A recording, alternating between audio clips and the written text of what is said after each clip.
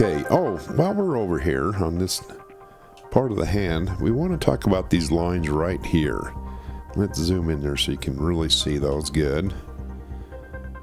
I'm hoping this video software picks these lines up good. We've seemed to do pretty good with them in the past. So what these lines are right here, these are actually creative achievements. And it means you're going to be recognized for something too.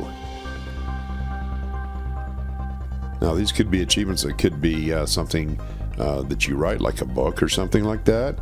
Could be music, art, or it could be maybe you invent something or invent a different way of doing something. But you have some good creative achievement lines here. Look at this. Oh my gosh. And you're actually going to be recognized for whatever you do. In fact, you have a little bit, let me pull that down just a little bit, you have a little bit of a fame line there. Whenever that comes up here and that breaks and you have that separate line, it means a little bit of fame. I don't know how much fame that would be, whether you're going to be a rock star or something like that, or if you're just going to be recognized on something that you invent, or a different way of doing something, maybe a procedure.